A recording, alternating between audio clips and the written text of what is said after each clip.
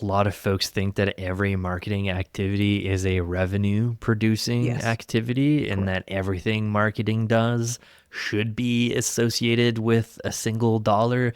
That's what kind of birthed a lot of MTA tools. Hey, we can assign a dollar credit to all of our activities. Right. Yay, we have a solution now to just hand to our senior management team, and finally they can let us do other stuff, but then we go into problems with stuff that can't be tracked. Right. And how do we put those into these like attribution tools? And so I think that like most marketers listening, especially folks in content and in brand and ops, would agree with you that not everything that marketing does should be revenue producing.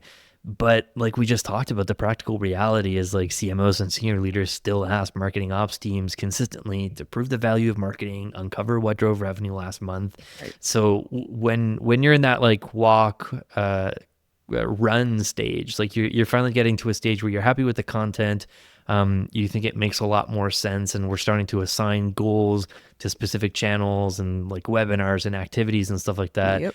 Like, how do you then have the conversations with your clients about like, not all of these things actually need to produce revenue, direct revenue, Correct. to add value to like the overall thing of what we're trying to do here? Like, how do you have those conversations? Sure. What I'm saying is like that's when we start to have the conversation of now kind of thinking outside of the stack box, if you, for lack of a better term, right? Like, what are some of these other activities that we can do that aren't necessarily digital all the time, not necessarily clickbait, conversion bait based activities that have a massive impact and they know it. And one of the things that I always use the example of, and anybody who's been around, marketing or digital marketing or anything like that for any number of time, always has the conversation of digital activities versus events, specifically trade shows. Like we always have that conversation of like, what has the most impact or whatever? Like you spend potentially hundreds of thousands to millions of dollars on trade shows to get what in return? Maybe a couple of deals if you're lucky over, you know, 12 to 18 months, right? But for you never stop doing them. Like you have that conversation. It's like, we spent this much money. I can't believe it, blah, blah, blah. And the next year you're back at that trade show again. And it's the same concept. It's like, and I don't diss trade shows. I actually think there's a good reason for doing them. And that reason is branding, right? Relationship building, getting in front of people and having those conversations, right? Like, that's a necessary part of the process, especially for sales. That's why sales is always championing some events, because the best way for them to do their job is to get in front of people face to face.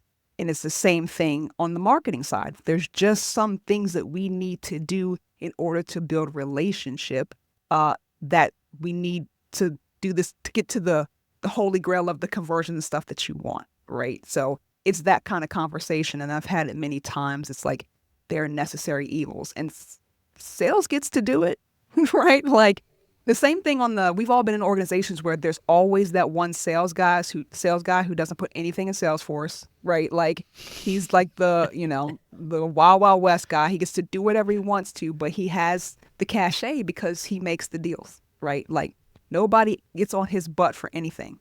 And we got to have that kind of attitude. Like if you make it happen and you have the results, you get that cachet. You don't have to do every little nuancey thing, right? So I try to really impart on my clients and customers. It's like we have to do the principal thing in marketing to get to what you're trying to get to. The only reason why you're struggling right now is because you're solely relying on the technology and we're not doing the marketing thing instead of combining the two for the ultimate power grab. So that's kind of the conversation I have to have several times over with my clients. And it's like, I have to come with empathy too, because it's like, I've been there. Like that's what also like helps me with the relationship with my clients. Like I understand the pressure you're going through. I understand they're on your neck heavy.